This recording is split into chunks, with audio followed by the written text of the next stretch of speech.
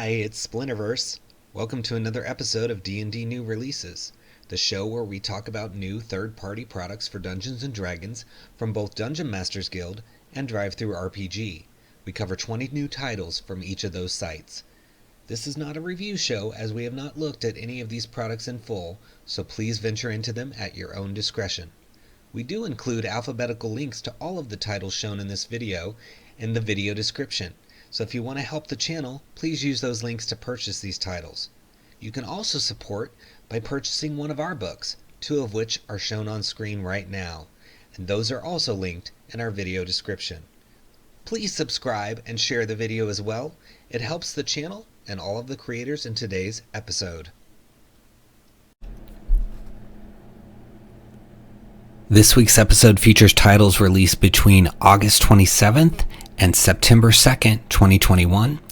Please stay tuned all the way to the end of the video because we've got lots of 5th edition content, some OSR, Pathfinder. There's modules, subclasses, classes, optional rules, campaign settings, you name it, it's in here, and I don't want you to miss any of it, so stay tuned all the way to the end. First up, we have 5e RPG Oz Adventures by Michael Tresca. It's $19.99 on sale right now for 293 pages. It says, enter the world of fairy, a land where Oz is just one of many domains you'll visit. This shared universe created by L. Frank Baum includes everything from Oz to Santa Claus's workshop, from Lovecraft-inspired Dreamland to the Gothic mountains of Mulgravia. The entirety of Fairy is mapped out in 3 dimensions, including the skylands above, the overworld and islands of Nonestic Ocean, and the underworld below. This complete campaign setting includes 21 species and over 50 new subspecies, 18 new subclasses, 100 new spells, dozens of new equipment and inventions, replacing artificer infusions, over 100 new magic items, 15 new deities, and 30 new monsters. So, sounds like a lot of stuff, presumably mostly based on L. Frank Baum. So let's take a look inside. So we got some probably public domain Oz art, but that's fine. I mean, it's great to see some of the classic L. Frank Baum art. Got the introduction to the campaign, backgrounds, adventure hooks, species, which I'm assuming means races. Yeah, because you've got dwarf, elf, maybe they mean like sub-races, classes, spells, etc. So we'll read something here in a minute, but you get to see 6 of the 293 pages. It says there are several elements that distinguish fairy from other realms, some more fantastical than others. As the most magical of the fairy nations, Oz is tremendously influential on its neighbors. Oz is at the very center of fairy, and that is reflected in how the other domains engage with it. Oz has powerful magic with wishes so common that all it takes is Ozma, Glinda, or Dorothy with access to the appropriate magic item to solve any problem. Oz's power is alternately feared and coveted as a result. So sounds like they're playing with the whole notion of Glinda and all of the good witches, etc. in Oz. So if you're looking for a 5th edition version of Oz, I know there's another one out there that was kickstarted. I don't know if it's been released, but this one's released. It's available.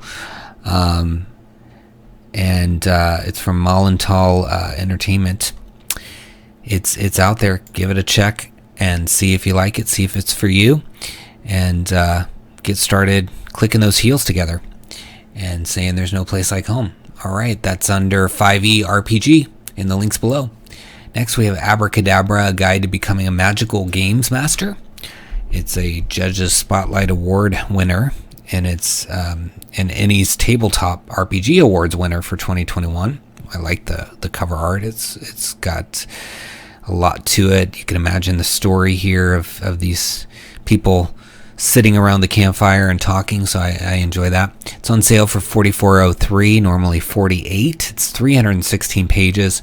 It's system agnostic, but it also says it works with Dungeons & Dragons OSR. So it's an interesting book when you read this, because it's basically saying it's mostly an art book, but that it educates and gives you inspiration, guidance, assistance, So it says, no longer will you have to wade through pages of dense text to gain inspiration, tips, or guidance for your next adventure. In tasteful columns of text, questions, and pictorial prompts, you will be quickly and easily find advice and inspiration that make being a dungeon master or games master easier. So it says, the aims of the book are to entertain with beautiful artwork from some of the finest artists around and to educate and upskill you with tricks and tips. So you can kind of see some of the interiors here. So heavy art with some text, and I think that's great because not everybody wants to read these walls of text, right? Sometimes you want to just kind of browse, maybe read a little bit, and just get inspired in general. And it looks like a lot of great art that could be inspirational. It says it's broken down into two halves. First half is filled with creative prompts to make you a better writer, an adventure designer, and the second is a gallery of creatures showcasing hundreds of pieces of art. So you've got information on adventure design, characters, action, creatures, magic, storytelling, etc. And then each section contains multiple creative exercises, quotes, art, prompts, and etc. And then there was a Kickstarter that launched all of this, but lots of fun art in here you can see, and I think it could be helpful for people. But let's take a look inside. Oh, it looks like they only have the quick preview on this one, and it's not working. That's right. I kind of pre-check all this stuff before I start recording, and yeah, this one's broken. So if you're watching The Grinning Frog, you might want to fix the quick preview. But yeah, I mean, you get to see quite a bit with this, so that's why I kept it in the video. I usually try to only include those that have a working preview or lots of screen captures like this, so you can see it, see the inside a little bit before you purchase. And there's a lot of pages in this book, so hopefully they'll get the quick preview working. It might be because there's just so many pages, I'm not sure. But if you're interested in it, look for Abracadabra in the links below and give it a click. Next we have Blood and Claw by His Cursedness, or Nicholas Udell. It's got a pay what you want price of $4.99. It says, ravenous hunters stalk the livestock of Hinstock, leaving nothing but gory carcasses. Concerned for their livelihoods, farmers have pooled their scant means to put out a call for adventurers. With the promise of 100 gold pieces to whoever ends the threat, they beg for a swift resolution. And it says, why would you get this module? Secrets, murder, and bakery. 4 to 6 hours of play, 4 brand new monsters, a vicious enemy, and a lavish presentation. So let's see if we can see inside this one, and we can. And you got kind of the blood splatter stuff going on with the traditional Wizards of the Coast layout, which is interesting. I like it. The look of it, anyway. So yeah, you've got arrival here, information on setting up shops, and then you've got some of the NPCs. I like that the pronouns are here. That's a good spot for those in the stat blocks. So yeah, some good stuff. Let's read a little bit of it here. The countryside surrounding Hinstock is pastoral and open. Lush grasslands encircle the town, dotted with sheep and cows, rowed with alder and punctuated by copses of cypress trees. Hinstock itself can scarce be called a town, bearing little more than the base necessities for civilization: an inn, a general store, a smithy, and the homes of those who work there. It's safe to say the area has a higher population of sheep than people. So kind of a nice little setup there. You can see there's all these stat blocks of characters, including information on their personality, their goal, their secrets, their friends, their enemies.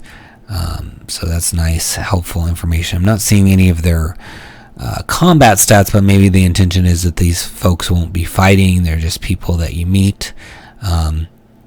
So interesting way of going about it, but it certainly could work. I do like that it's at least consistent, that you've got, for each one, you've got personality, goals, secrets, friends, enemies. So, no matter which one you look at, you kind of know that there's going to be that there. So, nice style. So, yeah, if you're looking for an adventure, looking for some, maybe some NPCs that have something other than stats, this could be good, and it's a pay what you want price. So that's helpful too. So look for Blood and Claw in the links below. Next, you have a Pathfinder 1E title called The Crimson Dancer, and I love this cover art. I'm not sure who did the specific cover art, but it's very cool. It's from Drop Dead Studios. Ren Rosario is the author. It's $4.99, and it's already a best copper seller in its first week. It's got 3 ratings, and it's 5-star, so that's promising as well. 34 pages on this book. It says, blood and elegance paves the way. Blood and guts, cysts and plagues, all horrible, disgusting things that afflict the people of the world. But within all matters gross and bloody, there lies a disciplined path of warriors who hew and dash between, inflicting bodily horrors while dancing across their prey. These few are known as Crimson Dancers. The Crimson Dancer holds the secrets to a new champion class that specializes in abusing the blood of the foes in different ways, following the path of the Crimson Reaper and unleashing focused destruction, or the path of the Scarlet Dancer and whittling away at many different foes while being difficult to capture. In addition, this book contains options for those who wish to utilize awful magic that inflicts diseases through the use of new plague feats and the Plague Bringer Mage Knight, a myriad of new blood sphere talents, as well as a refreshed take on the duelist sphere, expanding its repertoire of bloody talents and aiding all those who wish to dance with the blood of their foes. So it's not only for Pathfinder First Edition, but it uses the spheres of power and spheres of might, which I'm seeing become really popular. We've covered a number of titles on this series where they are using those spheres of power, spheres of might, which I think is exciting. It's exciting to see a creator product like Spheres of Power, Spheres of Might have such an impact on a game. It's, almost like a lot of these are using that as the default now instead of the built-in, 3.5 D&D mechanics. So very cool. And, this is probably the second or third time we've covered a title that says it's using those Spheres of Power, Spheres of Might. So if I was to play Pathfinder, I definitely want to be checking those out and seeing what they're about and getting the information on that. So if you're looking for a Pathfinder title, this one seems to be very promising. Let's take a look inside. So got some more blood splatter stuff, which is cool. And the table of contents here, so you can see the different archetypes, basic talents, etc. that they're covering. They even got some NPCs and changes in errata in the end here. So you're getting to see 6 of the 34 pages, so that's pretty good. So let's read about the Crimson Dancer. The Crimson Dancer is a role adopted by the specialist of the force of life itself, blood.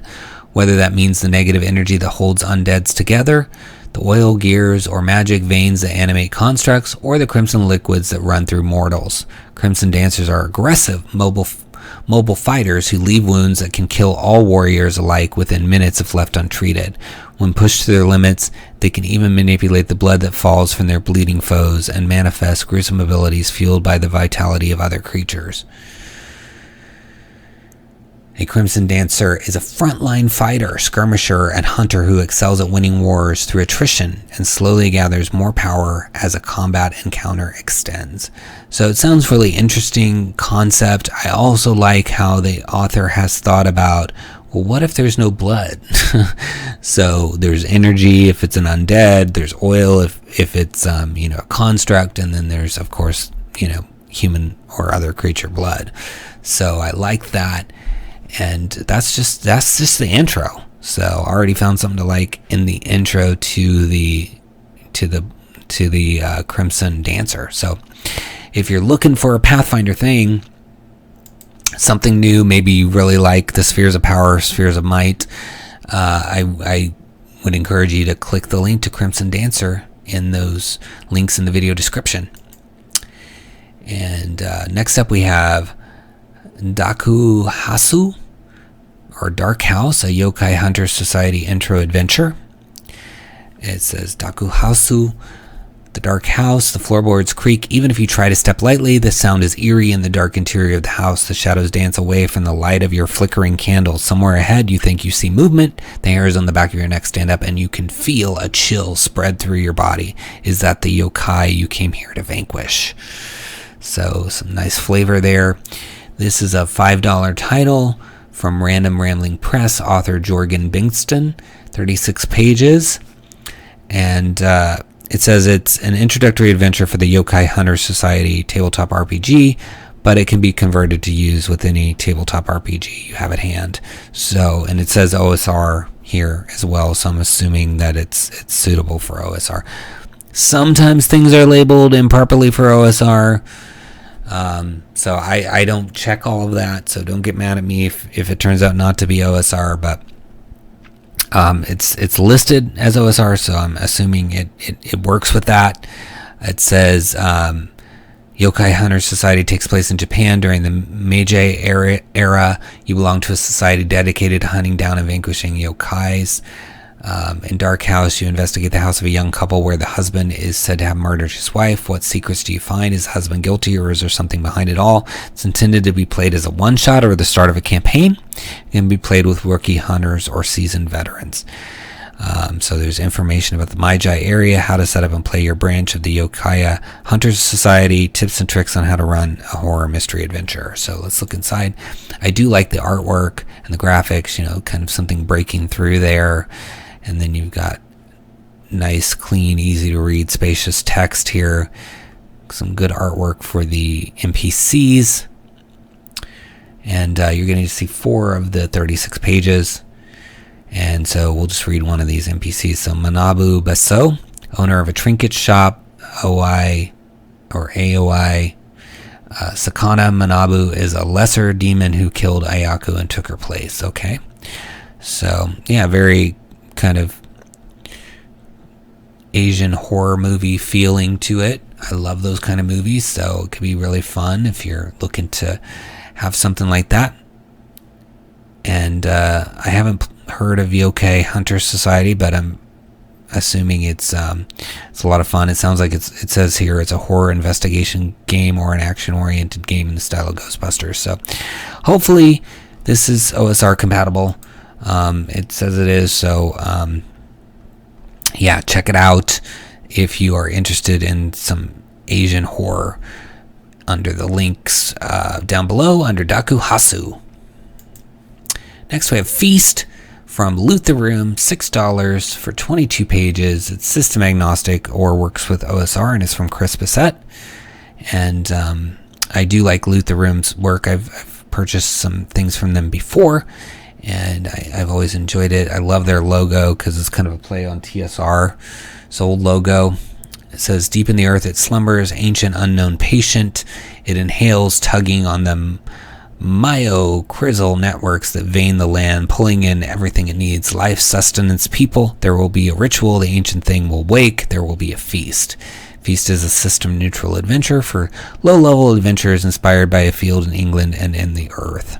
So, sounds fun, and Chris always has cool artwork and layout for the products that Chris puts out. So, definitely already you can see they got encounters in here, hex crawl stuff, and then some background, and it says it's mostly system agnostic, though it assumes some kind of D&D, style game, so that's good. And then you can see some of the hex crawl spots here, and then here's some of the hooks, and we're going to see 6 of the 22 pages, so we'll read a little bit of the fungal coercions here. So, at the heart of the forest is a pool of crystal water that grants eternal good health. You're chasing a necromancer across the country. He must pay for his sins, and the forest can't shield him from your wrath. So, some good little hooks there related to fungal stuff, it looks like, because it says at least one player character is infected with a benign skin fungus. They may not know it yet. If Feast is part of an ongoing campaign, they should have been infected for weeks, slowly being pulled towards the forest by the fungus with no awareness of it happening. So that's a cool, setup for a story. You kind of get infected with something, don't realize it, and it's drawing you to a place, and you don't even know that that's happening, and then next thing you know, you're in the midst of all this. So, and then there's some spoiler explanation of what's going on. I'm not going to read all the spoilers there, but again, I like the products Loot the Room puts out, and the art and layout is always nice. So if you're looking for something OSR, check out Feast in the links below. Next we have Gobsmack. It's by Human Gorilla, for $5 at 64 pages. It's for 5th edition, and the author is Mark Fenn. It says, goblins, you know them, you love them. You've been fighting them at first level for as long as you've been slinging dice around. Scott Baird at Film Rant ranked goblins as the weakest monster in D&D, saying goblins are purposely designed to be weak and ineffective in combat so that they can fulfill their role as the tutorial battle of Dungeons and Dragons.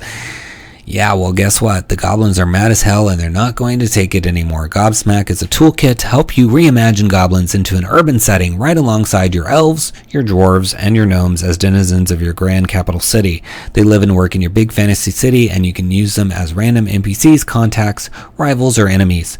Gobsmack gives you the tables, tools, and options to create urban goblin NPCs in seconds, with names, jobs, quirks, motivations, along with plot hooks and story ideas, background lore and information, practical advice for game masters, and suggestions for bringing player character goblins into your existing campaign setting. So that's cool. I think it's fun that they're doing something with goblins, making them maybe another option for a race in your game, or even just background characters as opposed to just, fodder that you kill to level up and learn about, the game. So you get to see 8 of the 64 pages. You can see some of the tables in here. It looks like some fun black and white art, etc. And it looks really funny, some of this text I'm reading as I'm speaking here. I think it's quite humorous. Mark Fenn here in his intro. It says, give a goblin a name. Using the tables below, roll a first and last name for your goblin. Add the first and second syllable together to make the first name that resembles a Don Martin sound effect. Do the same for the last name. So you've got fun stuff like Qua and then Unk over here. So Quunk could be the name, or Quunkorp, some fun little second syllables, etc. And then the keeping up appearances, so heavy on the comedy in here, which I like. And then jobs for the goblin, including furnace stoker, rock breaker, grave digger. Yeah, so those are humorous as well when you imagine a goblin doing it.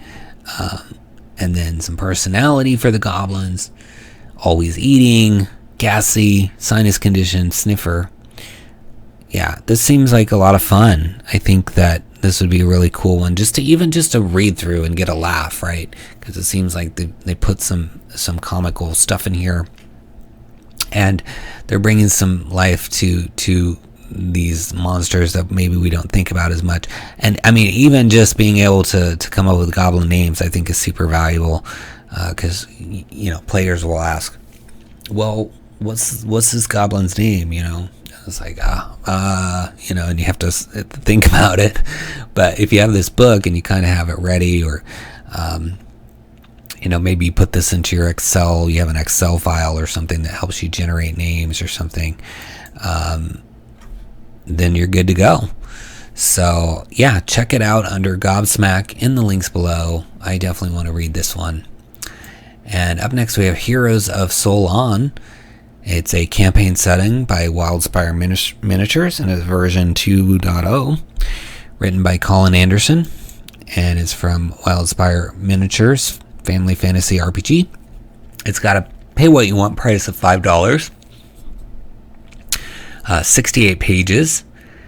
It's the first ever miniature-inspired homebrew content created to complement the amazing fantasy miniatures by Wildspire. So if you Google Wildspire, there's some miniatures. I think there was some Kickstarter or something to create these miniatures. They look like really fun miniatures, and so presumably this book would help you flesh the miniatures out into a full-fledged game that's Dungeons and Dragons. It does say 5th edition here on the cover, but I'm not seeing 5th edition over here in the catalog. And so if you're watching Wildspire, you'll want to update, add the checkbox for 5th edition just so people can be sure to find your content. It says there's 2 developed continents with several thoroughly described cities, 3 playable Cardinal races, each with 2 sub-races, custom paladin subclass, Oath of the Cardinal, a collection of homebrew monsters and items, and a gallery of art. So yeah, let's take a look inside. So some nice artwork in here.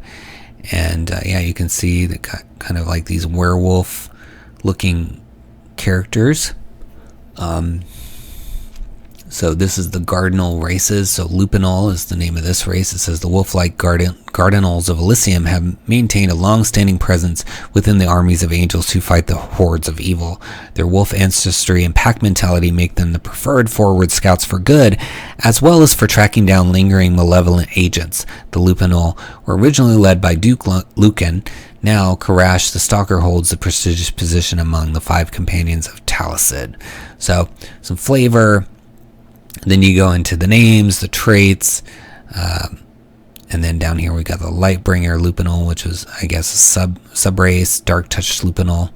And then you get into the Oath of the Cardinal. So this is the subclass for the Paladin. So let's look at one of the things for that. So Radiant Crusader, starting at 15th level. When you make an attack, you shimmer with the soft glow of radiant light, and dim light shines from you in a 10-foot radius. Additionally, you and any allies within 10 feet of you gain temporary hit points equal to your charisma modifier.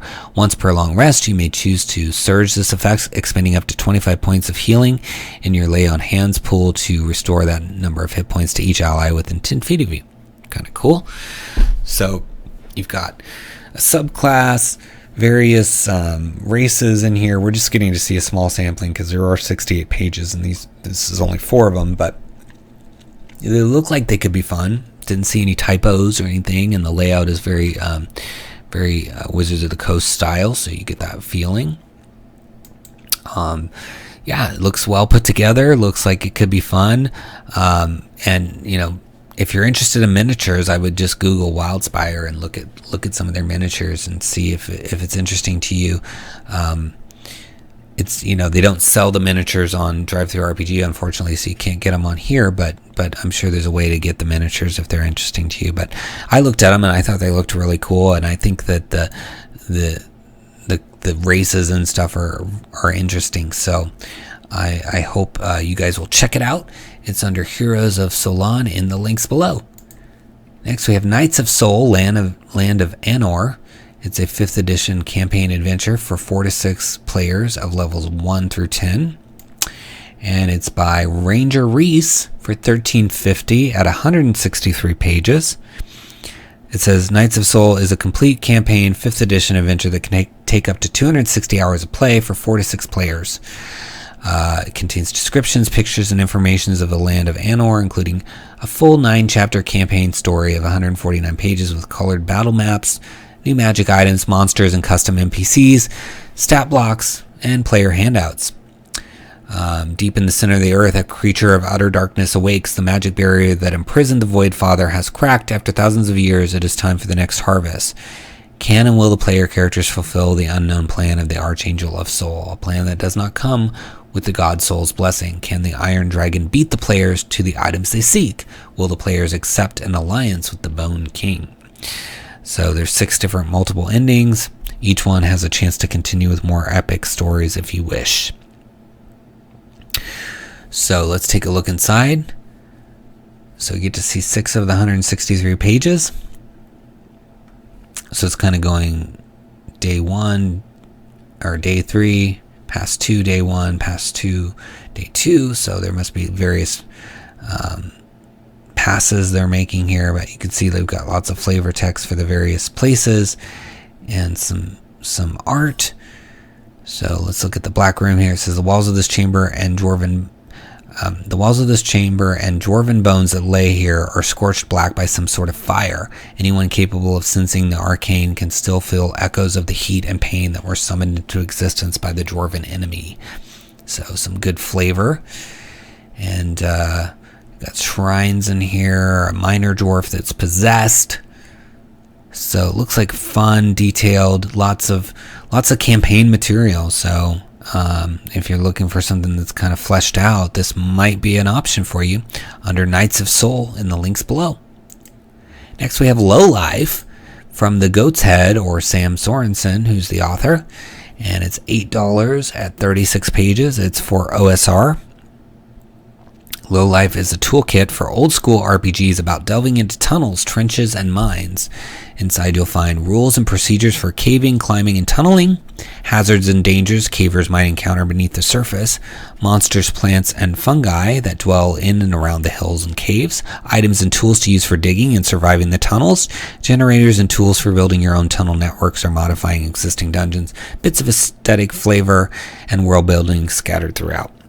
It's not a setting guide or an adventure, it's a collection of modular tools and content for you to use. It's designed to make the underground a dangerous, unpredictable, and thoroughly frightening place as it should be.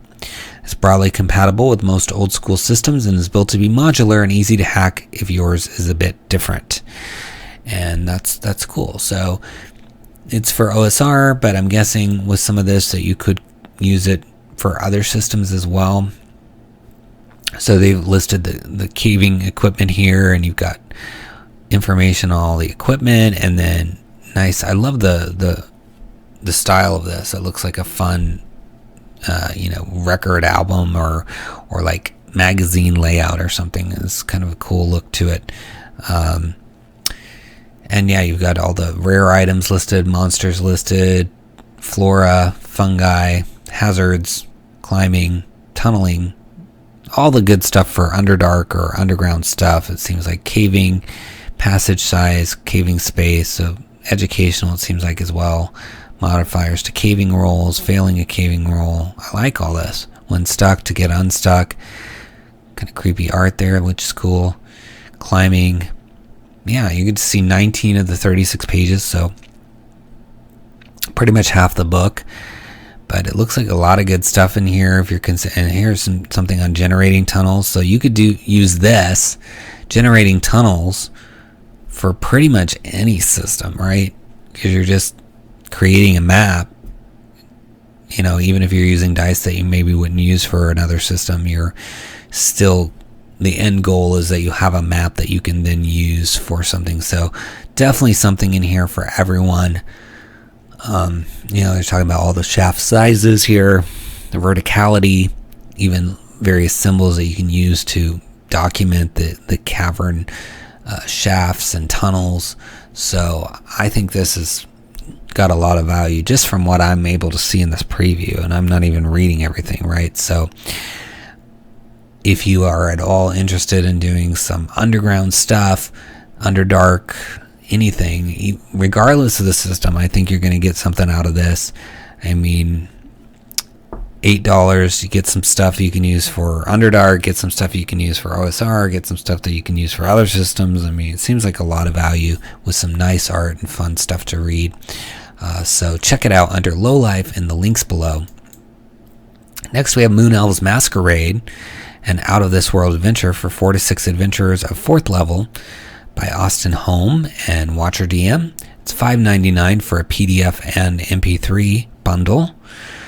17 pages. Says, famed hedonist Horatio Humbert, likewise possessed by an avarice for novelty, has offered a great bounty for any partygoers capable of convincing the Moon Elves to attend his next birthday. From his pleasure barge to the moon, this 4th level adventure mixes extended social and roleplay opportunities with a high-stakes, low-gravity boss fight your players will never forget. So, very cool. It says, long ago, in the golden age of elves, a collection of master mages and elven demigods decided to leave our world to create a utopia of undying revelry, bacchanalia, and hedonism. By the grace of the divines and the strength of their magic, they ascended to the moon. Yet the pleasure-seeking life, even free of time and death, is driven by desperate hungers, novelty chief among them. To combat their eternal ennui, the Moon Elves have taken the lowest form of carousing, destination party tourism. So you get 5 adventure phases, 14 social encounters with 6 tables of effects and narrative, 1 high-stakes, low-gravity boss fight on a trip to the moon, 2 high-resolution battle maps, 1 MP3 of music produced for this module. So very cool. I like when books have audio with them. The full-size preview is not working, so Watcher DM, if you're watching this, you might want to fix that. It gave me an error. But you can see inside a little bit here. Nice, clean Wizards style layout. And I mean, I like the premise quite a bit. They've got the good talk table, lots of stuff here that looks good, looks fun, and I like the concept of the moon and the low gravity. I think, even the MP3, right? You get that. So even if you want to use that for something else, and the artwork on the cover is beautiful. So if you're looking for something like that, give it a click in the links below. And a lot of times, when I tell you guys in the video that a link is broken, I message all these creators when the video goes live. A lot of times they get it fixed right away. So don't let the fact that I didn't have one to show you stop you. Come over here, click the link, Moon Elves Masquerade, and then click full-size preview and see if it's working by the time you've watched this. All right, on to the next title, The Necromancer's Knife. It's for 5th edition. It's a sword and sorcery adventure for character levels 1 to 2 from Zoth Publishing, author Morton Broughton, 22 pages, and it's a PDF at $3. It says, in Belthar, city of dark allies, strange cults, and rival sorcerers, a threat rises from beyond the grave. Can you solve the mystery of the Necromancer's Knife before it's too late? It's a standalone adventure inspired by Robert E. Howard and other similar authors, and it was originally published as part of a collection, but it's been updated to be 5th edition and includes new maps and artwork. It's got standalone module, mix of mystery, role-playing, skullduggery, dungeon exploration, and deadly combat, city and dungeon maps, new monsters and NPCs, and new magic items. So that's very cool. Let's take a look inside. So you've got your chapters of the adventure itself, then you've got appendices with monsters and NPCs, treasures, etc. So all the background information, starting the adventure, running the adventure. Yeah, so you get to see 7 of the 22 pages. Nice map, I like that. So we'll find a part to read here.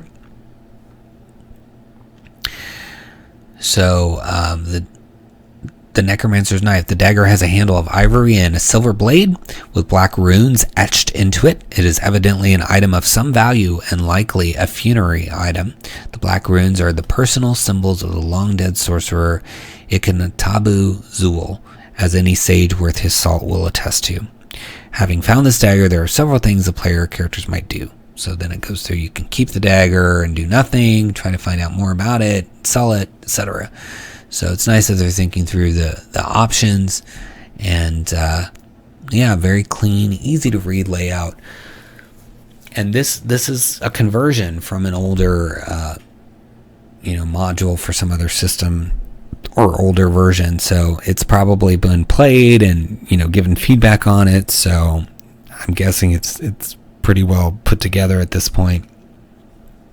Sometimes you buy one of these modules and it hasn't been played, and so you just don't know if it's even going to work or adhere to the recommended levels, right? But I'm guessing this one's legit on that front because it's been around before, obviously been purchased and played before. So like that.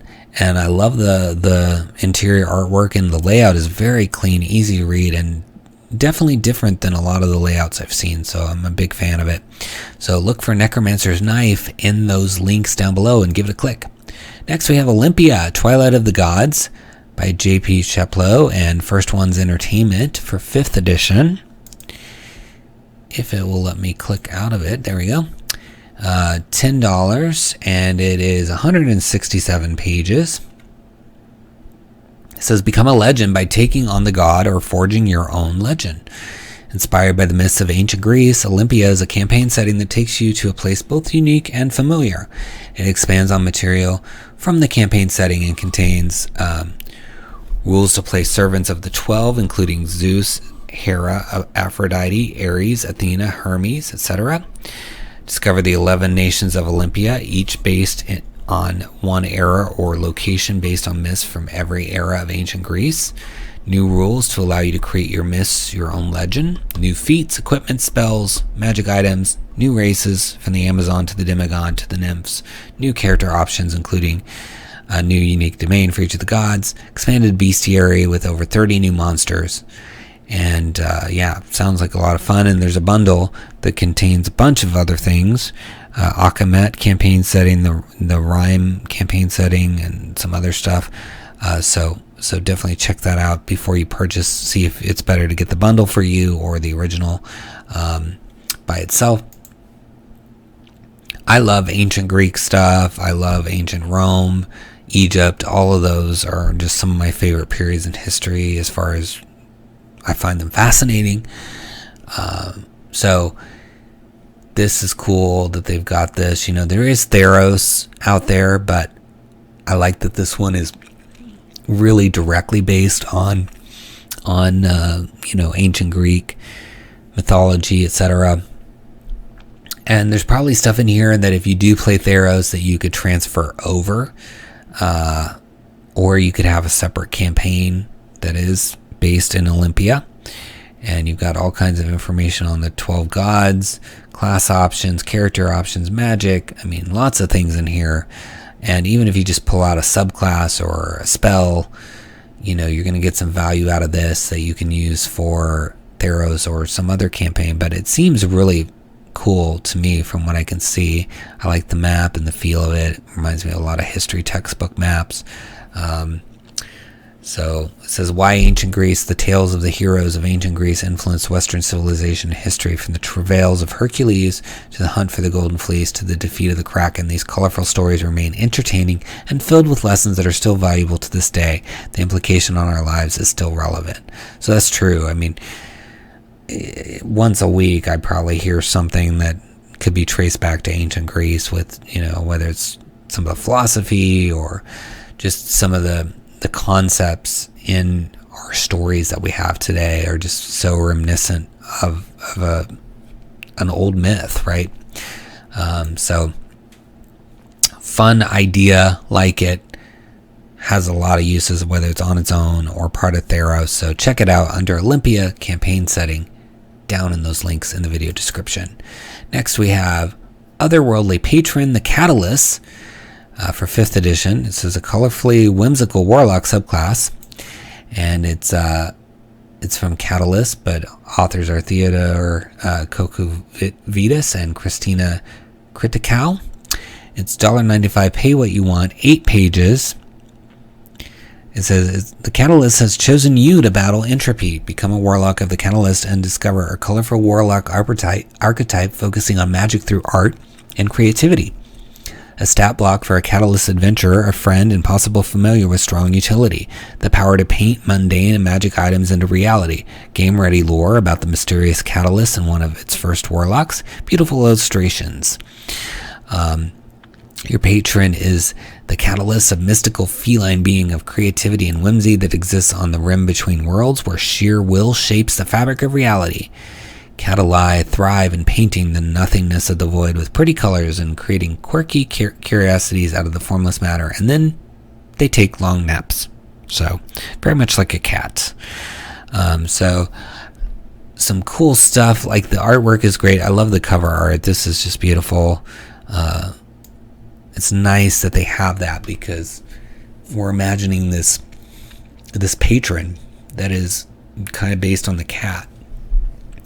And having an image of it is really helpful. And you've got the stat blocks of the adventurer, all kinds of good stuff. So love this end cover art as well. So you can see 2 of the 8 pages. So you get to find out a little bit about what you're going to get for within the subclass, what your features are going to be. And it says, you are now part of the Catalyst family. If you gain a familiar through the Pact of the Chain, you can choose the form of a Catalyst adventure CR1 for it. So you can have the CR1 familiar. You can choose any celestial or fey creature you summon with a spell or ability to appear as a Catalyst. These Catalyst variant creatures retain all of their originals and statistics, original statistics, and gain the following extra abilities unless the original creature was a Catalyst to begin with. So Fluff in the Shell, the Catalyst variant creature gains +1 bonus to AC. Feline Floating, if the original creature has flying speed, the corresponding Catalyst variant can also hover. So very cool kind of alternate familiar going on. So yeah, I think if you're a cat lover or you just love this fun art of the Catalyst. It's got a pretty low price, and you can pay something different. Definitely pay something. Need to support these creators here. But check it out under Otherworldly Patron, the Catalyst, down below. Next, we have Playing One-on-One from Kobold Press by Beth Ball and Jonathan Ball. It is a 5th edition title, but it's also listed for 3X and 4E, so it can work for a lot of things. And it's by Kobold Press at $4.99 for 21 pages. It says, less can be so much more in tabletop RPGs. To play the world's most popular RPG one-on-one, all you need is another person and a free block of time. And the one-on-one play style is absolutely an amazing way to introduce a partner, friend, or family member to the game. Written by one-on-one designers and veterans Beth Ball and Jonathan Ball, this guide provides you with the tips and techniques derived from years of experience to maximize your one-on-one game. I need to get this because I have somebody I want to introduce the game to, and I think it would be fun to just do like a one-on-one game and try it out. It says quick preparation and in-game tips, making PC adjustments and useful rules variants, using GM PCs effectively in one-on-one play, how to scale combat, creating a campaign arc around the player, running one-on-one with a group game, how to establish or adapt published adventures to one-on-one games, and much more. That alone, how to adapt published adventures to one-on-one games. So, there's solo games out there, right? Then there's the group games of, parties of 4 to 8 characters, whatever, and then there's this middle where it's like dual play. And we've seen games like Beowulf where they're focused on dual play, but there aren't a lot of titles that are focused on dual play one-on-one, where you have a GM and then a player. So I'm excited about this book. I think it's really cool. It says, brings you everything you need to run a truly amazing game, and it's optimized. So let's look inside. So everything by Kobold Press always looks beautiful. I just love scrolling through their layouts and getting inspired. They definitely always have nice art and just really easy to read text. So it says before play, advice for GMs, for players, giving weight to PC choices, combat considerations, adapting PCs. So you get to see 4 of these 21 pages. So let me just read a little bit about adapting PCs. Once you've covered the basics of running one-on-one, you're ready to move on to step 2, adapting your game's PC for this smaller party play style. In terms of mechanics, one-on-one works best when you make sure the PC is flexible in both melee and ranged combat. Below are a few different options for making these adjustments to the core classes.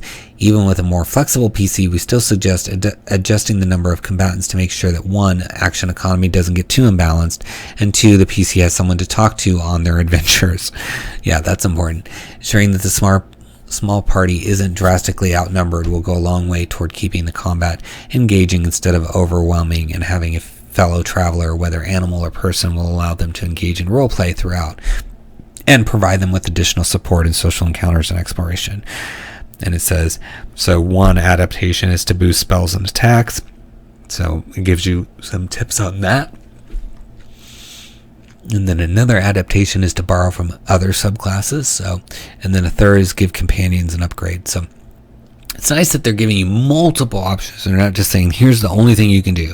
Because what if you don't like that only thing? Then you're kind of screwed there. So it's nice that they've gone to the trouble of giving you multiple options. So I really, really love that. Again, I think this one would be a really fun one to read, and just get ideas on how to do a solo, or not solo, but a one-on-one smaller party situation.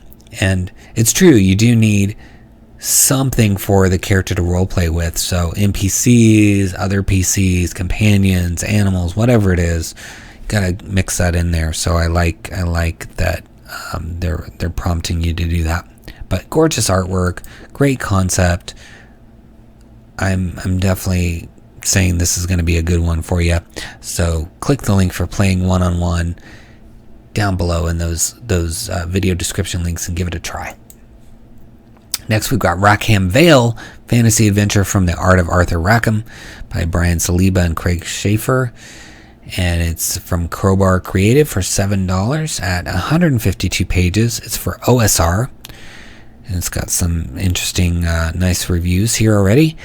When the world was 100 years younger during the golden age of British book illustration, Arthur Rackham and his paint box gave birth to some of the most transportive, iconic, and magical images of all time. His work brought to life characters and settings from famous fairy tales, ancient mythology, and timeless classics. In Rackham Vale, these images are given new life for use in your tabletop games. Rackham's characters, creatures, and scenes become NPCs, villains, and in a hidden Vale sandbox setting that can be dropped into any RPG campaign that could do with a touch of magic, mystery, and old-time weirdness. In addition to the high adventure, weird creatures, dark sorcery, and oodles of riddling, tricksy, ribald fairy folk, you'll find 152 pages with 100 plus Rackham illustrations, an original map, original factions graphic that charts relationships for easy reference, dozens of adventure hooks, fully illustrated bestiary of 24 new creatures, tables for generating new settlements and creatures that fit the setting, preparation checklists for GMs, content that prioritizes accessibility and utility, and stats for OSC. So even though this is for OSR and the Oz book we looked at earlier was for 5e, it's cool that this week one of the sort of subconscious themes is taking things from earlier times in human history and incorporating them into Dungeons and Dragons. So I think this is a really fun idea. Let's take a look at some of the interiors. Nice fun layout. So you got your map, bestiary, etc. So preparation checklist of things you need, etc. You're going to see 14 of the 152 pages. So really nice map. I like the cool feel of this, very sketch-like. You can almost think of maybe somebody in-game creating this because it does have that kind of old school look to it. Very beautiful. And then you've got Mercury poisoning table and Golden River encounters and motivations. So the encounter and then what's going on. So definitely, and you can see the beautiful art throughout. That's the inspiration for all of this. So definitely check it out if you like the art of Arthur Rackham, or you just want kind of a different setting for OSR. It seems like with 152 pages, there's going to be a lot of stuff in there for you to explore and use. And I mean, $7 for 152 pages, that's a good price, I think, as well. So look for Rackham Vale in those links in the video description and click it. Next we have Sandbox Adventures, the Vanishing Bandit Fortress. It's for 5th edition from Headless Hydra Press, and it's number 12 in the Sandbox Adventures series, and the author is Shane Collins. It says the Blue Horns, a disciplined and principled group of bandits who are part Robin Hood and part Roman legionnaires, have long terrorized wealthy noblemen and merchants in the region. Set amidst the arrival of a dangerous dragon and a newly active volcano, the party must first survive the unforgiving wilds to find the bandits. When they do, will they choose a side in the internal conflict, help the bandits defeat the monsters trapping them, or wipe the Blue Horns out once and for all? So it's a cool little setup there. It's got a 26-page adventure for 5th level party, 4 detailed NPCs with artwork and VTT tokens, 9 battle maps, each with 2 variations, navigational and hex crawl system, volcanic activity table, that's cool, a new monster, loaded with full color artwork, and 12 Hexplorer map tiles to create a regional area for hex crawl campaigns, plug and play design to make dropping the adventure into your campaign as easy as possible. So they don't have a preview, but they did include this cool looking hex map, which I really like, and some of these screenshots. So I definitely included them since we're getting to see something, and I like the look of it. It's definitely promising. Here's the volcano activity table. So 17 to 18, a yellowish acrid smoke slides between trees and through valleys. Creatures must succeed on a DC 15 Constitution saving throw or take poison damage and 1 level of exhaustion. On a success, they take half as much and no levels of exhaustion. In order to navigate through this hex, a creature must succeed on a wisdom check Otherwise, they get turned around and remain in the same hex. So kind of a cool little hex crawl. You can see here's kind of the volcano, and you've got all the squares. But yeah, I like the look of this. Kind of fun artwork. Yeah. Running the adventure, navigation. So again, no preview, but I do like what I'm seeing here, and the cover art's nice as well. So if you're in the market for a fun adventure with some maps, for $4.99, this might be for you. So look for it under Sandbox Adventures number 12 in the links down below. Next, we have the Swashbuckler Class for OSR role-playing games by David Fredrickson. It is 7 pages at a suggested price of $1 on Pay What You Want. It says the swashbuckling character has a long literary history. It's an acrobatic sword fighter that relies on speed, skill, and agility. While swashbucklers are portrayed in literature as having a cavalier devil-may-care attitude, they all have a code of chivalry and honor. Presented here is the Swashbuckler Class for the world's oldest role-playing game. So Dungeons & Dragons, of course. It says it's compatible with First Edition, Basic, BECMI, OSR, Osric, Labyrinth Lord, etc. So lots of options there.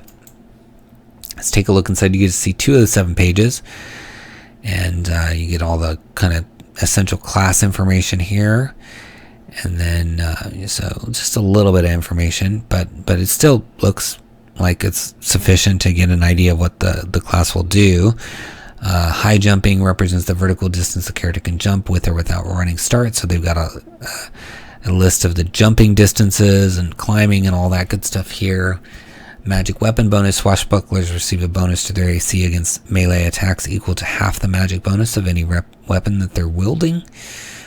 So yeah, fun swashbuckling stuff here from Sefner Games and David Fredrickson. So if you're in the market for that, for any of these, a lot of systems, it's nice that there's a lot that they're compatible with.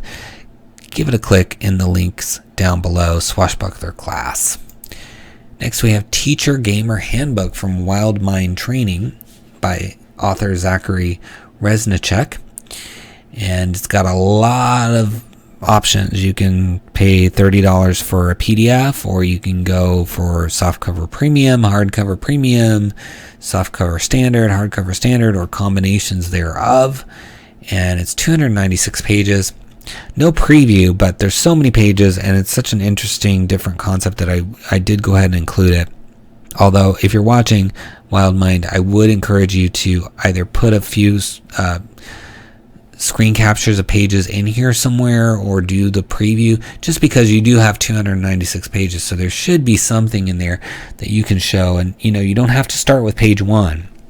You can start with page 20 or whatever page you want for your preview, so you can be selective about what it is. But I definitely think we should get to see something, especially with the price points you got.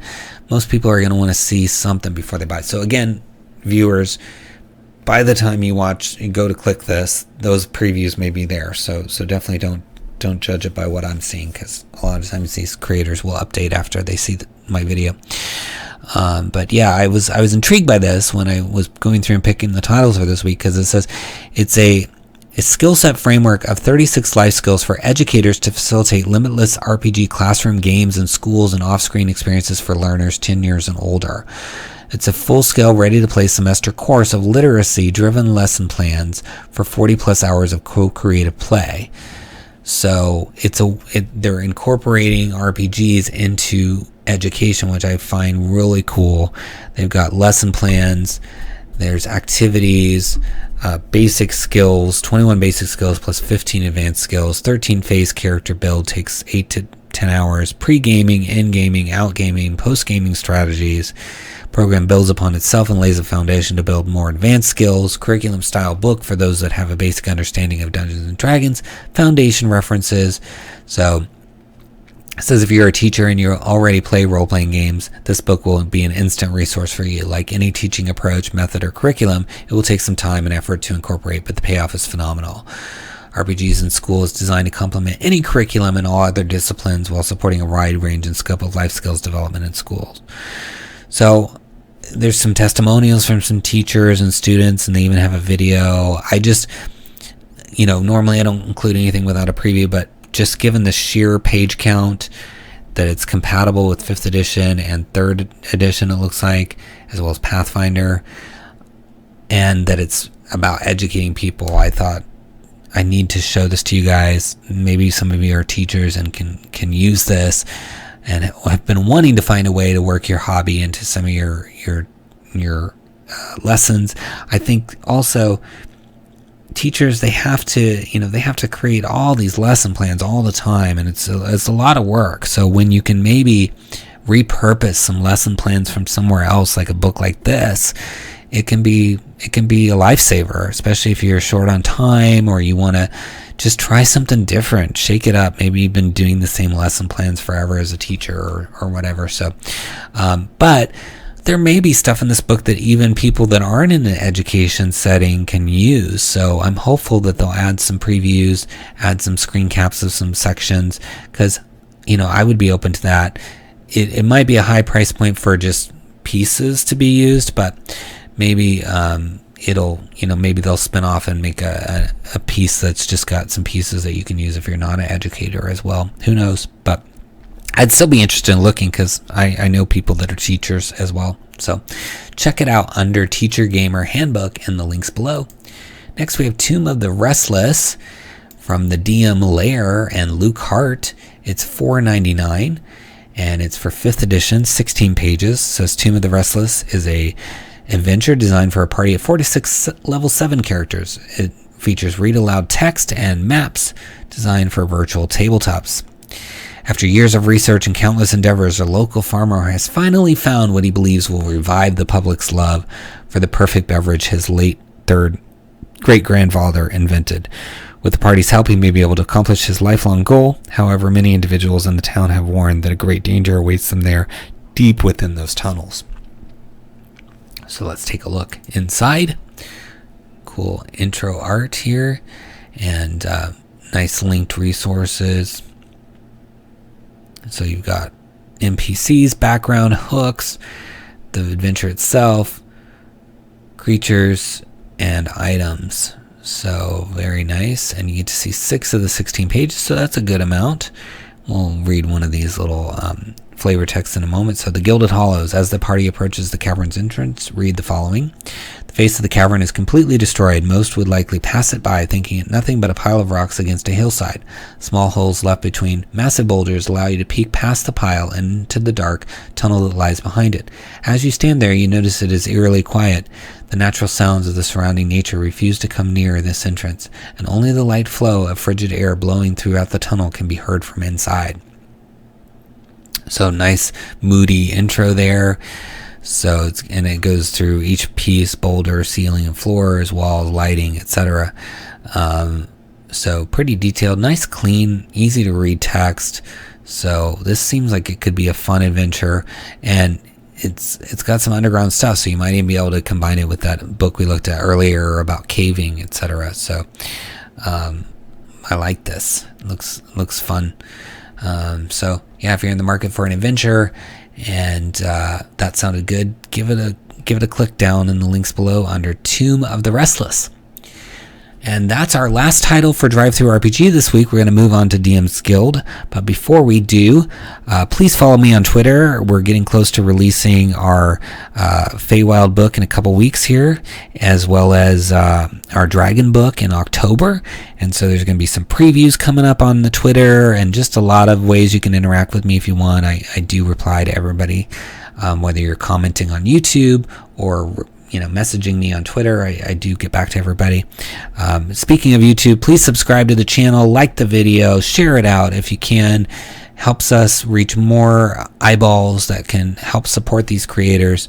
It is expensive to produce books and to make any kind of profit on them. So please help encourage these creators that work so hard on this labor of love by clicking those links below and giving purchases to any of the titles that you've seen that you like. And if you click the links and purchase really anything on these two sites, it's going to give a minor affiliate fee to us as well, which really helps the channel a lot. And if you're feeling especially generous, consider the two of the books that I have out already, Potions Unlocked, which is print on demand, and just really takes potions to the next level, makes them go from boring to just a real highlight of your campaign or your adventure. And that is also linked below, along with my other recent book, Van Richten's Librum of Lineages, which has 4 really cool lineages suitable for any setting, and excellent, in my opinion, optional rules for dealing with lineages, whether it's removing them or stringing them together. So you can use that if you have lineages in your campaign. And lineages are going to become the norm, right? There's been some controversy over races, and so you're going to see more and more lineages over time from wizards and creators. So I think the book will help you deal with lineages in your campaign long term. So check it out in those links below. And as always, I appreciate your support. Now on to DM's Guild. Okay, Academies of Eberron, a collection of Strix classes for Eberron, is our first DM's Guild title. It's by Joseph Vargas, Matthew Jarmack, Joseph Meehan, and Ryan Langer at $4.99 for 16 pages. It's basically there was this Unearthed Arcana released from Wizards of the Coast, which is, you know, something they released to kind of try out some stuff before they officially release something. And they had this notion of subclasses that were combined for multiple classes. So rather than having a subclass that was specifically for a singular class, these subclasses were for multiple classes at one time. And Wizards of the Coast have ended up abandoning that idea for the Strixhaven book that they're doing, but it's still out there. People can download the Unearthed Arcana and consider it, and I do think it was an interesting idea and could work. I didn't really play or look at the Unearthed Arcana too much, but as a concept, I think it has potential. So I'm happy to see people are still experimenting with it, and maybe it'll work. Maybe better than it was received in the Unearthed Arcana. So this particular one seems to be focused on Eberron related ones, and it says it's got 8 subclasses, but when you break out what they work for, it looks like, you know, quite a bit more are there, because you've got multiple classes getting to use these Strix classes. And I like that name, because it instantly lets you know, okay, it's a subclass that was originally for Strixhaven in terms of the style. So let's take a look inside. So you get to see 16 of the pages, so you get to see the whole thing, which is nice. So you get the foreword, and then you've got the Wandslinger, which is for artificers, rangers, and warlocks. So this particular subclass is for 3 different classes, and that's cool. And it's got all the information on the classes. We'll look at some of these in a minute, but yeah, it goes through a bunch of them here. Let me pull up one of these. It's kind of slowly loading. I think it's probably because it's got a high quality to it. So Flame of Thrain, this one is for clerics, paladins, and wizards. So nice that combination there. But let's go back up and read a little bit in the foreword. It says, this is written by Joseph Vargas. He says, these types of subclasses are something I've affectionately started calling Strix classes, named after the mages of Strixhaven Unearthed Arcana. As of writing this, the entire concept was soundly rejected, and those subclasses have been cut from the upcoming book. However, I still quite enjoyed that Unearthed Arcana and think there's a lot left to be explored with that concept, and so Academies of Eberron was born. Classes presented here were significantly harder to design due to the limitations designing for multiple classes, but we've got some good ideas in here, and I hope that these options are fun to play and inspire more people to use this kind of design space. So again, I applaud that. There have been several books that we profiled that have taken sort of abandoned Unearthed Arcana and tried some different things, so please, people, keep doing that.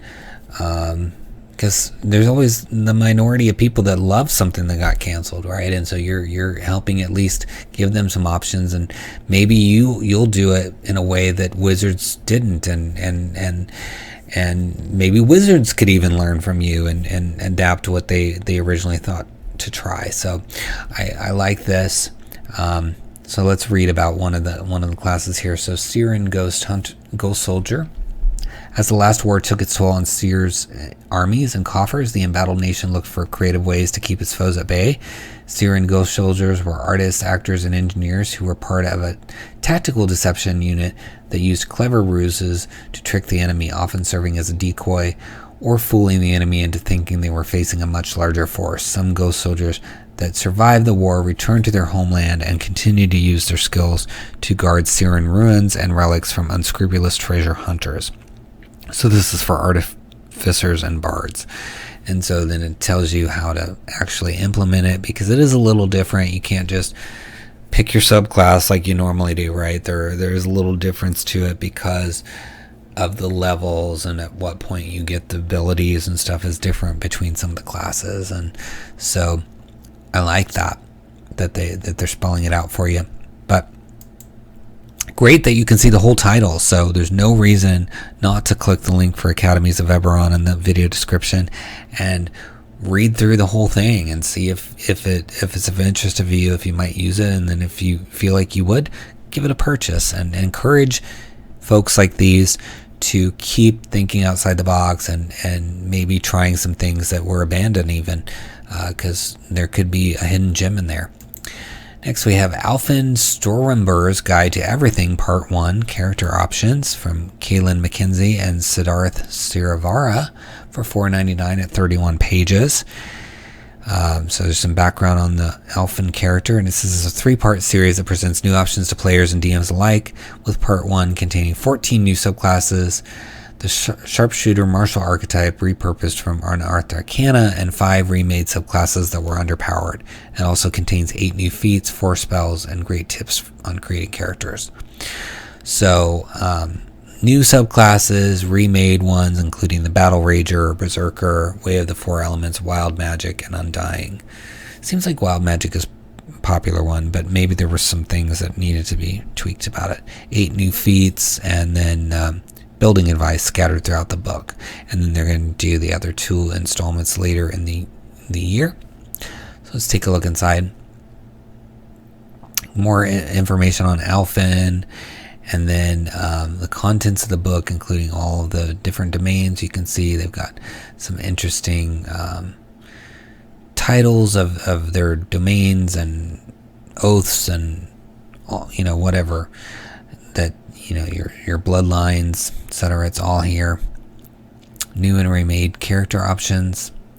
So then it talks about the description of these. We'll read those in a minute. And you got the barbarian right into that. So you get to see 8 of the 31 pages, but let's read some of these. So Bard College of Weaponcraft. These bards are masters at crafting items for their allies and skilled at support. They can also hold their own in battle.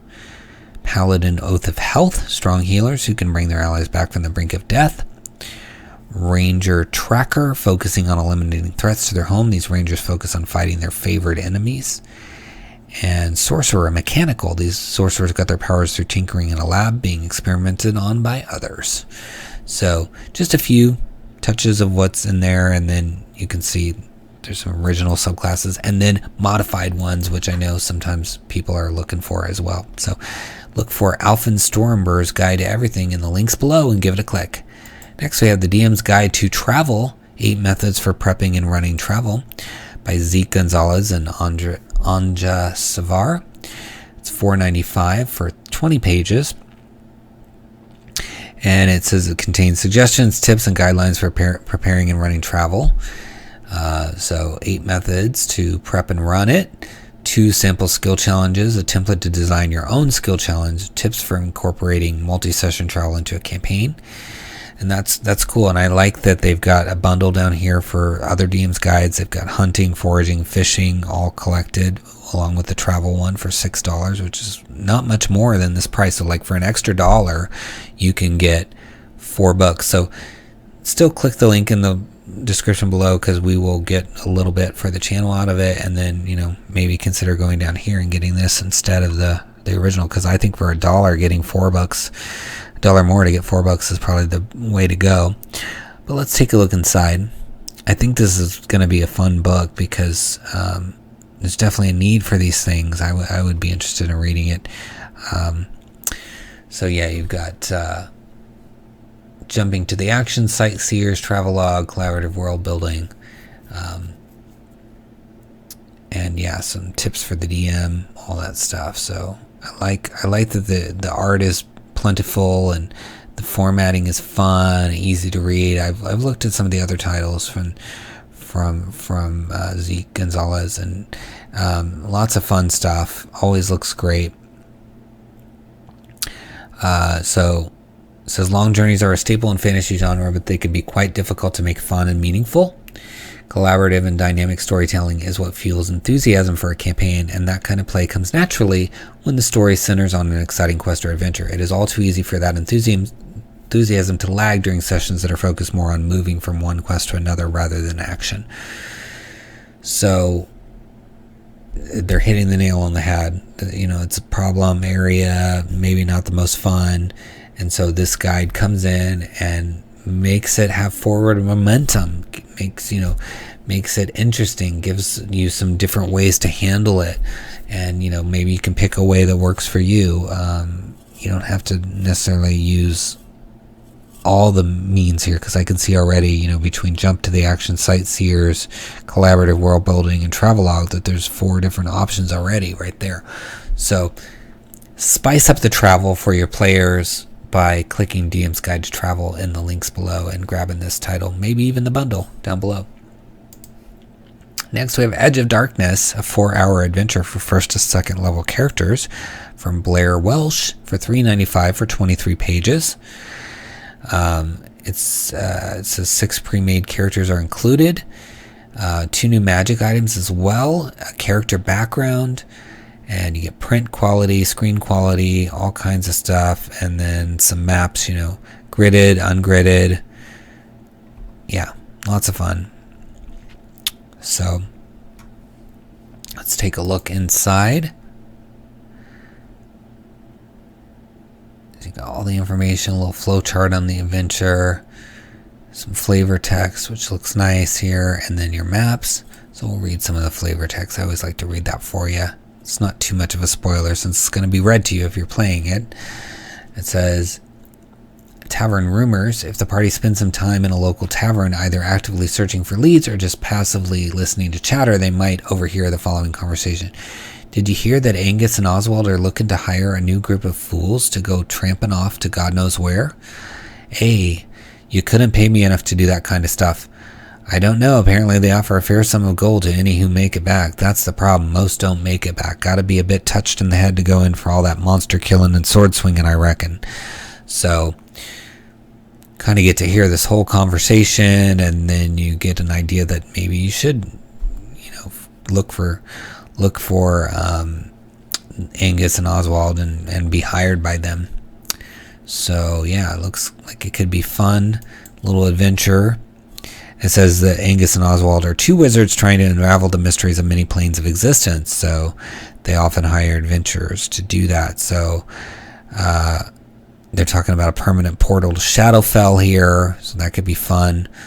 And they're exploring ruins, a portal, unlocking the secret to activate it, all that good stuff. So definitely could be a fun time dealing with these wizards, maybe kicking off a whole series of planar adventures. So yeah, check it out under Edge of Darkness in the links below.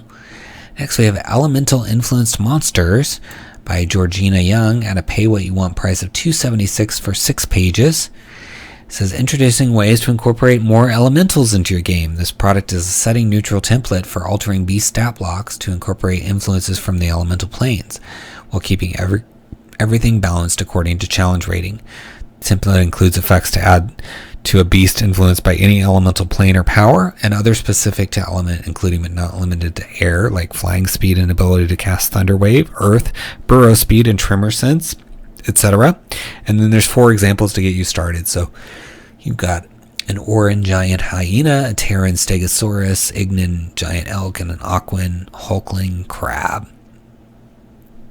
So it's quite cool. I like this. I think we need more things like this where you can tweak monsters. It seems like every other week or so we get one, but I'm always thinking we need more, and I like this template style here. I think that elementals are kind of overlooked sometimes, and if you go to one of the elemental planes, you're going to have a need for a lot of elemental stuff. So this book could come in really handy. It's got a good price. It's pretty cool that it's pay what you want, so you can pay even less than the suggested price if you need to. So unfortunately the full-size preview gave me an error, so if you're watching, Georgina, you might want to get that fixed. And like I said, it probably will be fixed by the time you guys watch the video. A lot of times these creators jump right on these fixes, but we can see in the quick preview that it's got a nice, cool, fun background, and it's looks like it's going into the template. And I love that it says that it respects the CR. So I know CR isn't perfect, but at least you're not going too far outside the box. You still have CR that you can work with these changes that you're making. So definitely sounds like a good option to consider if you want to make some of your monsters a little bit more elemental. So look for elemental influence monsters in the links below and give it a click. Next we have Hill of Rags and Bones. Defeat the rampages of a terrifying hill giant in a tier 1 adventure. So it's marked down by 30% until September 7th. So you can get it for $3.19 instead of $3.99. It's 30 pages. It says combat the hill giant gorge and save those trapped in his path in this tier 1 adventure. Starting with the rescue of an innocent farming family from a burning house. And then you move into the swamp and caverns to the final deadly confrontation. And then there's a bullywug civil war and other stuff going on. There are unique weapons and potions designed to combat gorge. It sounds like it's kind of fun battling this hill giant. So you got 2 monster and creature stat blocks, 4 powerful magic items, maps, and a bunch of stuff, it looks like. So here's some of the interiors. They look very clean, very wizard style. This is also part of a bundle. Not quite as the same as the other one where it was only $1 more, but you can get 3 adventures for $11.38. So that's a cool deal as well. So just consider that before you purchase, because you don't want to be disappointed that you maybe wanted all of those. So take a look at the other ones, see if they're interesting to you as well. So let's take a look inside. So we've got some references in here in the credits. So this is a part 1, part 2, part 3, part 4. Magic items, all that good stuff. Intro. Overview, adventure hooks, we'll read some of those in a minute, and then the rated farm. So you get to see 6 of the 30 pages. So the adventure hooks: while traveling upon the road to their next adventure, the PCs see a trail of destruction left by the rampaging hill giant known as Gorge. This goes directly across the road and then across the fields. In the distance, smoke is rising, and the shrill screams of Farmer Market and his family, or Marlette and his family, can be dimly heard from the distant farmhouse. In nearby tavern, player characters are approached by local town officials. They explain that there's a giant nearby with a large mark across the stomach who needs to be chased off or killed. They are willing to pay 250 gold for proof of his death. So a number of cool ways to get started with this giant. So yeah, if you're looking for a giant adventure, then look for Hill of Rags and Bones in the links below and give it a click. Next, we have Inspiration System 2.0, a new way of running inspiration for D&D, 5th edition, of course. 15 pages at $4.95. Says you just clicked on the pathway to doing inspiration at your table, way better than anything you've done before. Welcome to Inspiration 2.0. With this system, you can throw away the boring method you would normally allow inspiration at your table and give your players a far better experience than ever before. With this system, which has been play tested for over 18 months, not only does it allow for a conventional way of doing inspiration as per the core rules, but also allows for your players to have their characters do inspiration as an action. It can, in certain situations, also allow their characters to allow other characters to perform actions that assist the party as a whole. So you get the core rules, and then you get some cards that you can use as well. So that's very nice. And it's seems like something people need. I mean, not everybody likes the inspiration system. So you've got all the information here, talks about the system, explanation of the cards, variants to the system, and so let's see. Though many DMs initially tried to play to the rules as written, many of those DMs quickly worked out that it became near impossible to concentrate on running the game, coordinating the adventure, handling the mobs, and planning what was to come next, all the while taking the players' actions with their characters into account. Add to this a DM trying to remember what each player character's traits, ideals, bonds, and flaws were so that they can hand out inspiration when a player has their character play to their character's personality and morals, and you have a right royal mess brewing at the table. So, and even famous DMs don't use inspiration. So, yeah, they've come up with a fix here, and there's some fortune cards, and it says, seeing a need to simplify the inspiration mechanic within 5th edition, having a wheel sitting there that could be modified for use, Inspiration System 2.0 began to unfold. The difference is simple and not far from the 4th edition concept. Take these cards and the mechanic behind it, modify the wording of that mechanic and cards to bring it more into line with 5th edition, and apply an updated base mechanic, then release it to the waiting masses. So that's the background on what they did. You can see some of the cards here and the icons and explanation, and then rules for the new system. It says if a player keeps one card, the player chooses card to their liking and hands the remaining 2 cards back to the DM. The DM sets both these cards aside as they no longer are in use within the game. So, various things to do with these cards. Surprise, play at the start of your turn. You gain advantage with your next attack this turn against an enemy that is adjacent to an ally. So you can see they kind of get these benefits for inspiration. So, definitely, if you thought about inspiration, people asking you to use it, you've turned them down, maybe check this out and see if it's an option to bring it into your game. Inspiration 2.0 in the links below. Next we have Legendary Resistance Thoughts, Options, Ideas by Jeff C. Stevens. It's a pay what you want price with suggested of $1, 8 pages. As a DM and a player, Jeff says, I've experienced a lot of uses of legendary resistance. I think we can modify the trait, applying it to lower CR creatures so that lower level characters can find new and interesting threats. We can also make adjustments to higher CR creatures to create new creatures and throw off player meta knowledge. This brief supplement contains thoughts and ideas on how to change up legendary resistance trait, and it includes a few creatures and how to use the ideas. So you get a couple samples basically. And I think this is something good to explore because maybe not everybody likes legendary resistance. So nice layout, easy to read here. You've got several creatures here with options. Yeah, it's very dialogue heavy, kind of like chatty, so it's not the best excerpt to read. But let's see. We can increase the potency of a big bad and other NPCs by giving them limited use of legendary resistance, be it a boon, a magic item, or a gift from their god. Doing so doesn't change the challenge rating, only their resilience during combat. So yeah, they're basically tweaking how the legendary resistance works. I mean, maybe after a while it goes away, or there's reasons to use it up, etc. Yeah.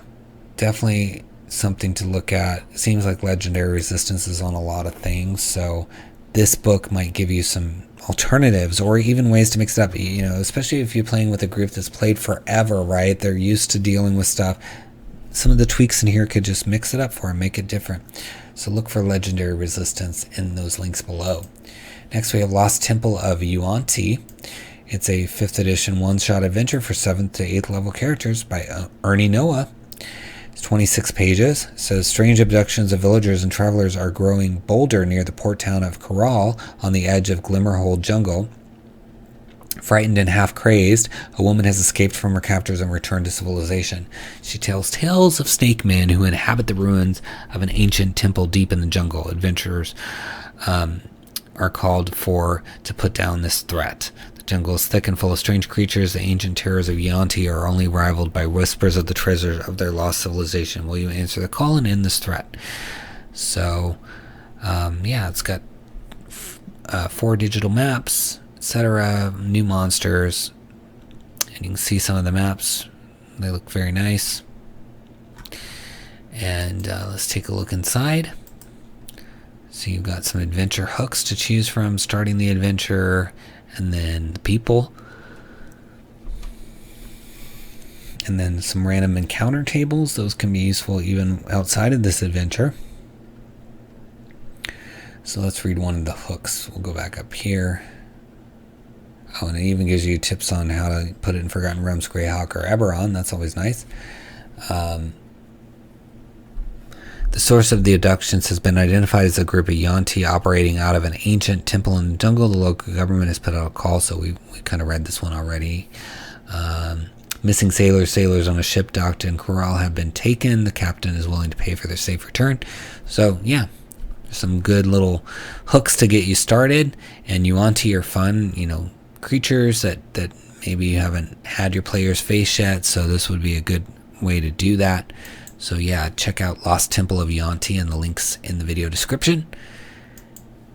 And next we have Mansion of the Minimizing Mage, perilous adventure for 3rd level characters that proves courage comes in all sizes. It's already got 4 ratings at 5 stars. That's really good.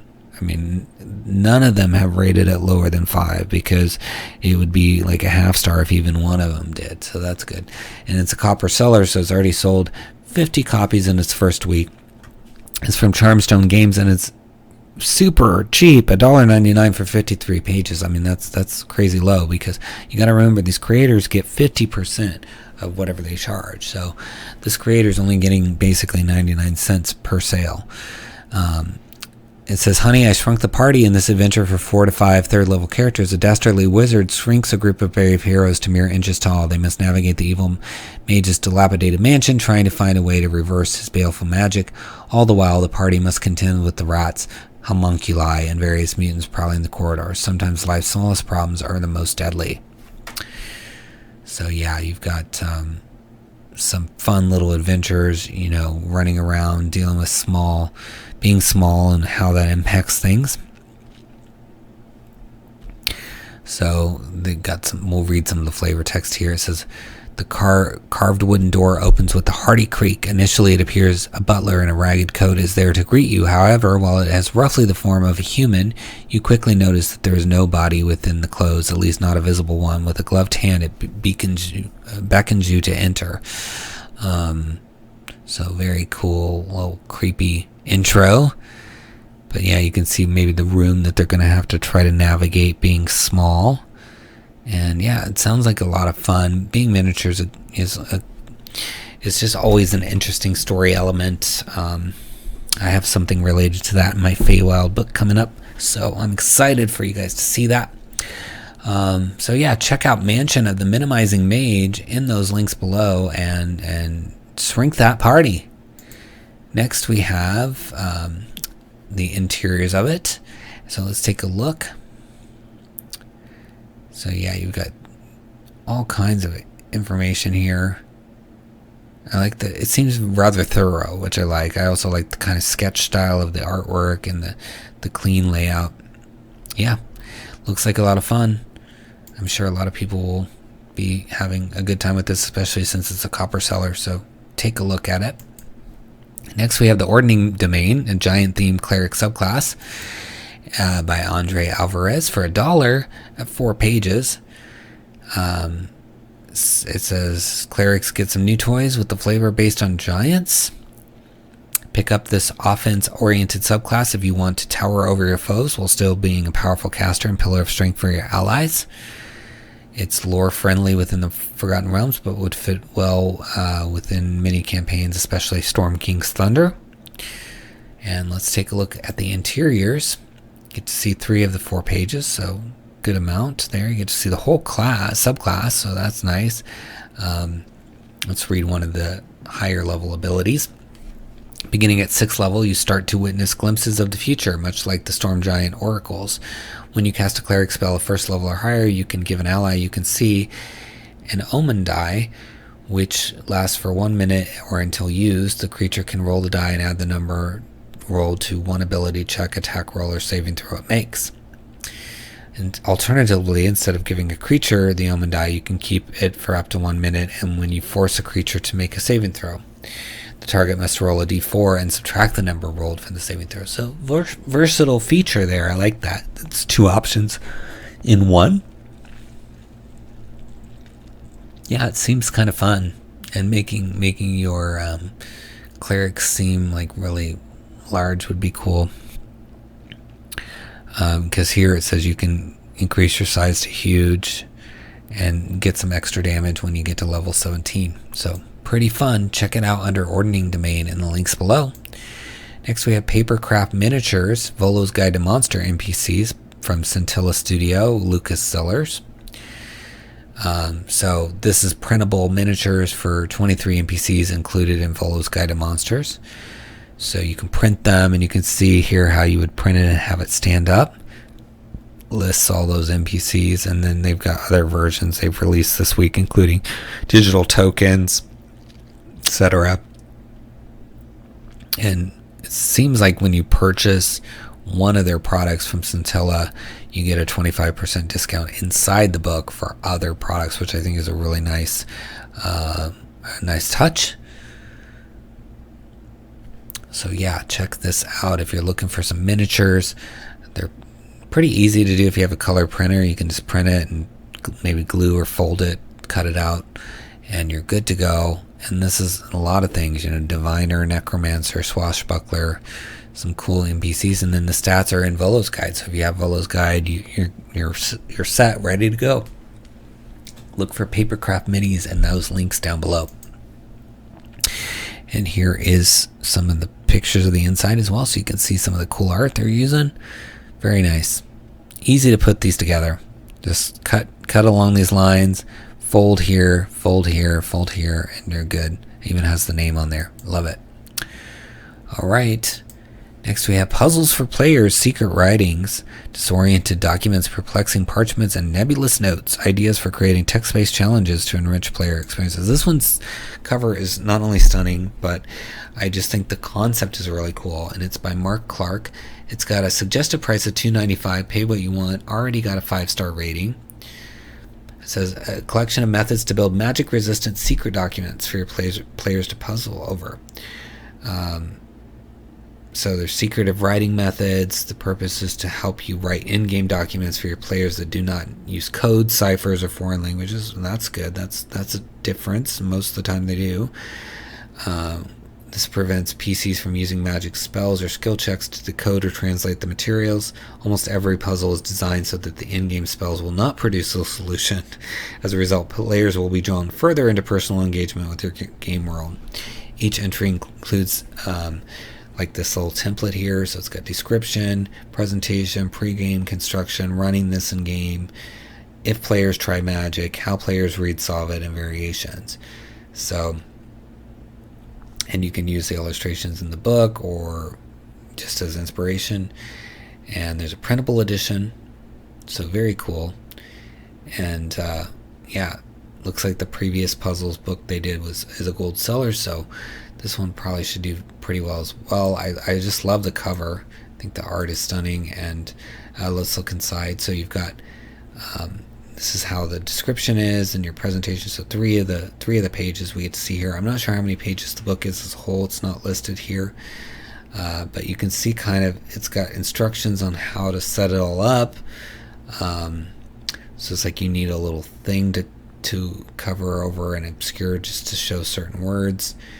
So I like that. And then variations. So these 3 pages basically represent everything you need to read for the hiding in plain sight little fun language thing. So I like this. It says the puzzle is something of a classic idea in which a specially cut template must be placed over an otherwise unremarkable letter to read the hidden message. So whether you have the characters find this template or they have to construct it, you can do it with real world props, which is really fun. So I think this title is excellent, and I love all the details. You got variations as well, so you can even use it twice with the same group, or 3 times, 4 times, and it still be a little different. So good job, Mark.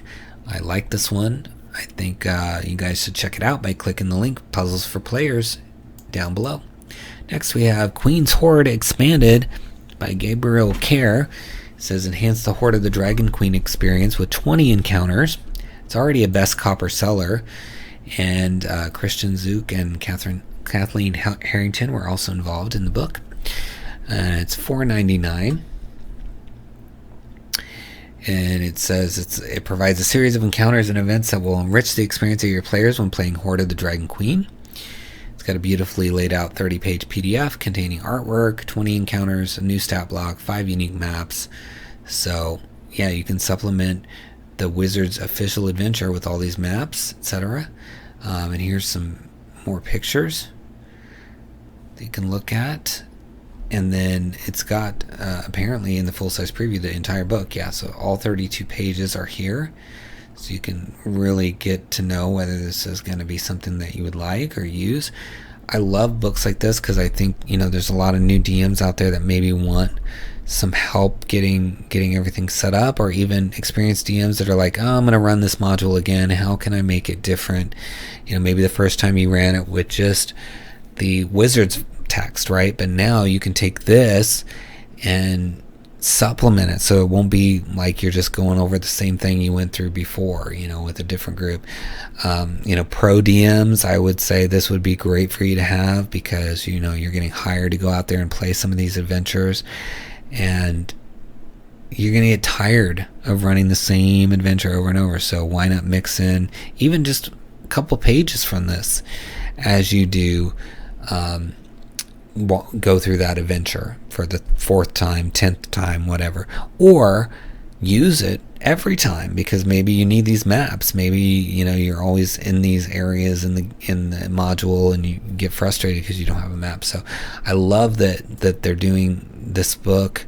I love seeing books like this. If I was DMing, I would cling to a book like this to help me make sure I had every possible path that they could go, at least an option.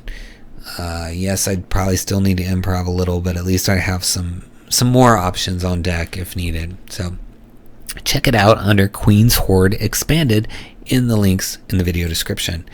Next we have the Roaring Corruption, Unleash Your Inner Demons, a 6 to 8 hour adventure for 4 to 5 4th level characters, I believe that says. It's kind of hard to read at that size, so yeah, it says 4th level here as well. This is from Goblin Scrawl Games and PJ Perello. It says the people of the Linsome fear orcs are about to raid their small farming village. For the past several days, they have been seeing orcs in the hills and forests around the village. They don't realize that something much worse than this small band of orcs is out there.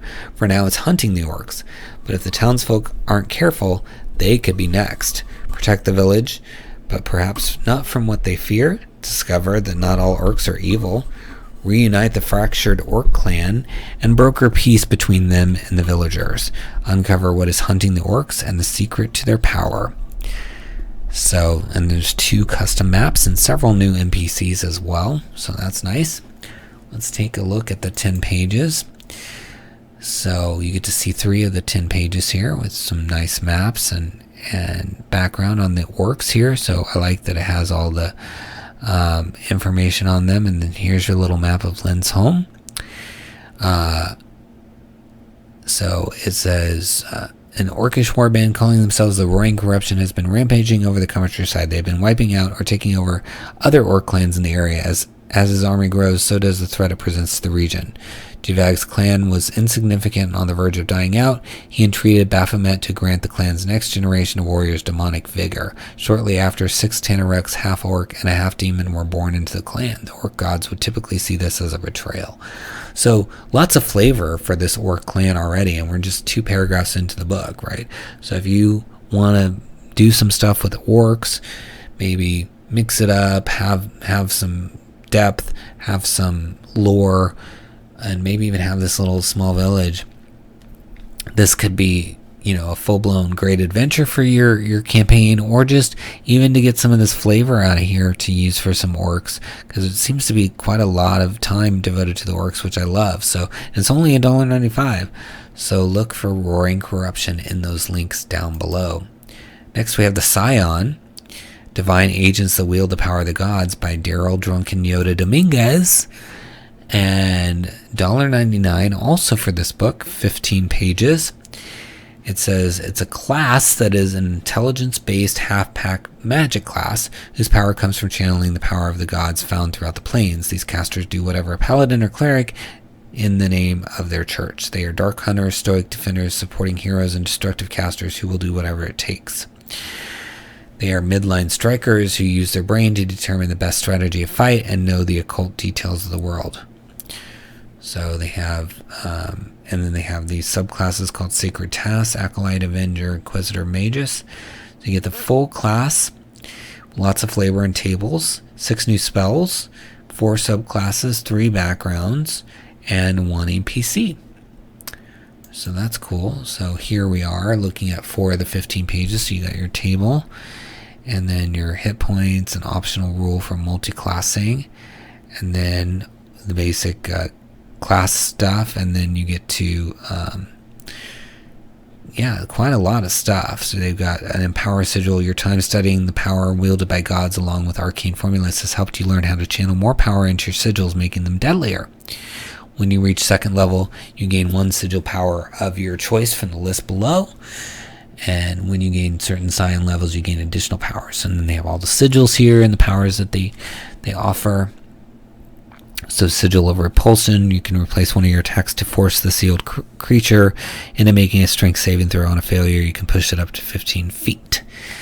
And Sigil of Spellcraft, the sealed creature gains a penalty to saving throws against spells you cast equal to the level of the spell slot used to empower the sigil.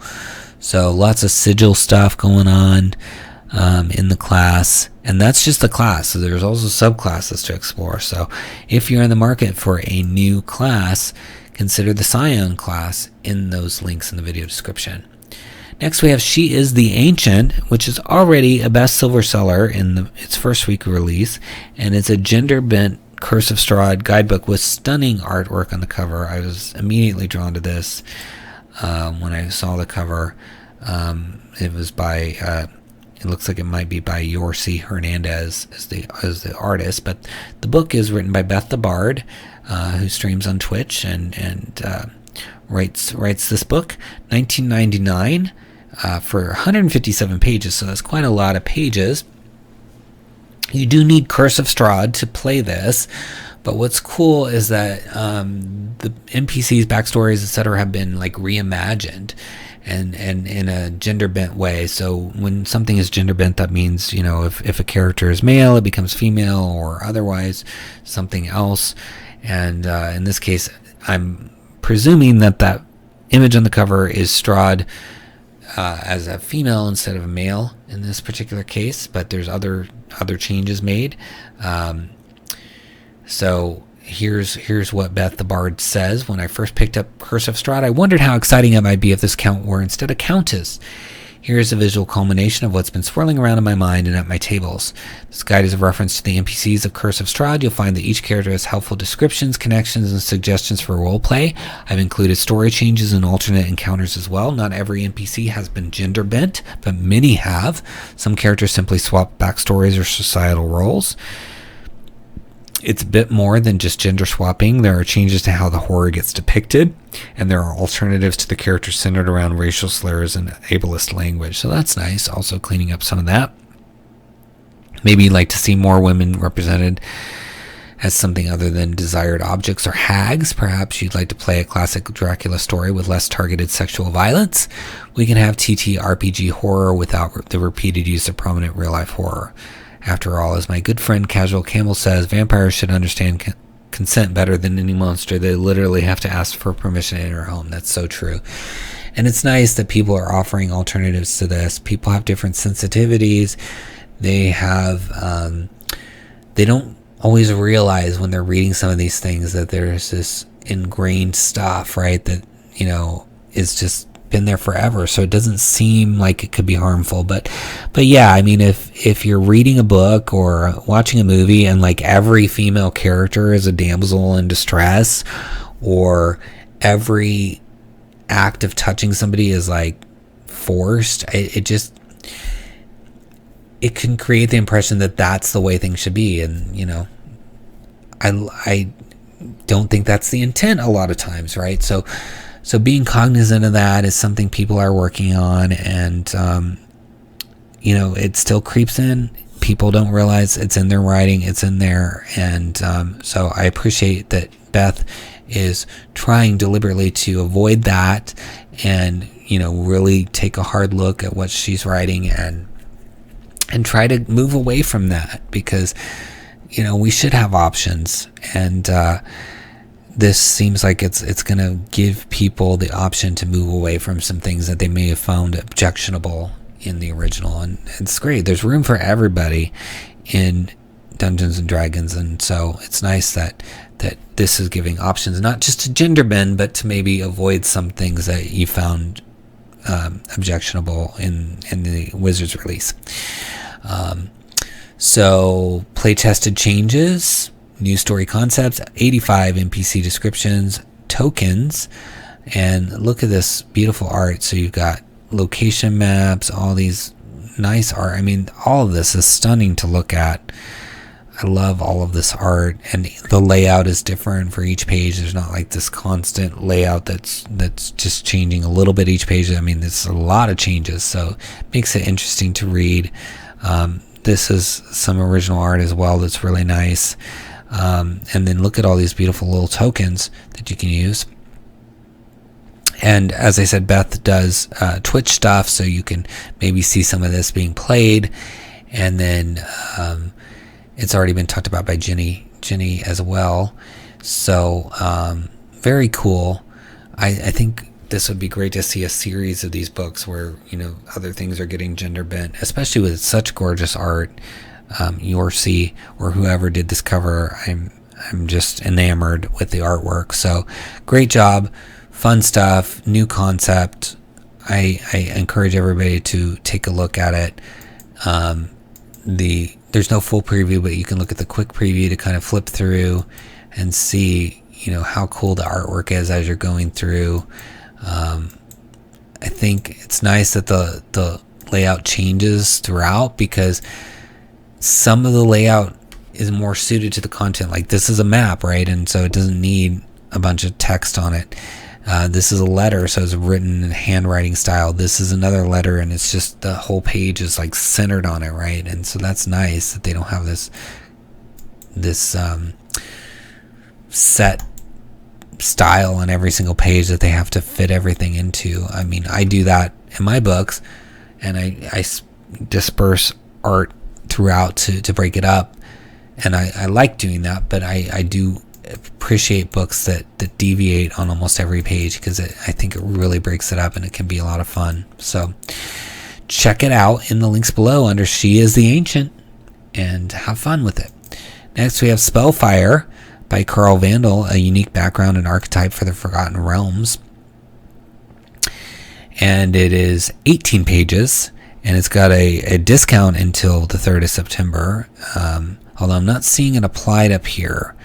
So, oh wait, no, that is right. It is $2.50, so it's not showing it as on sale. Okay, that's why it was confusing, because it's going to normally saying it $2.50 for me right now, but it's going to be $4 is what it's saying. Okay, so you could put it at $4 and have it cross through on sale for $2.50, so that might be a nice incentive for people to purchase it, Carl, so consider that as well.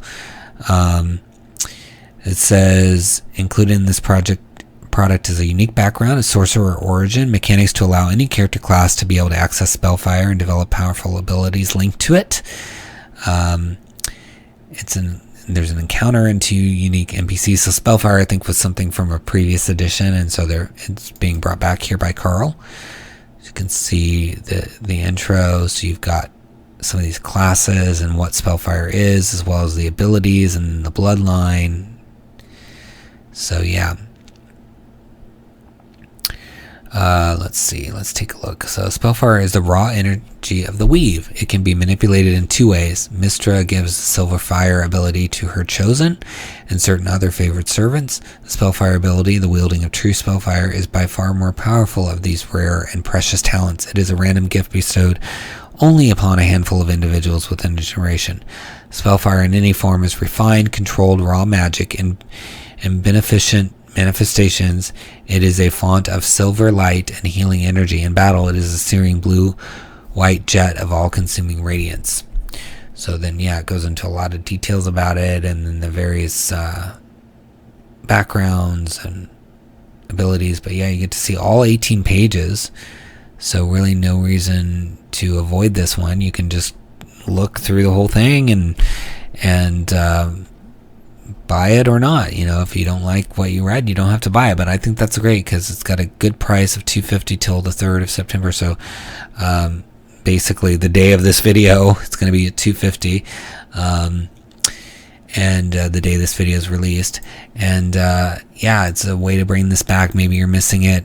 And it can add a lot of fun. And I like this notion that there's only a few select people in the realms that would have this. So can bring a lot of flavor and uniqueness to the game. So look for it under Spellfire in the links below.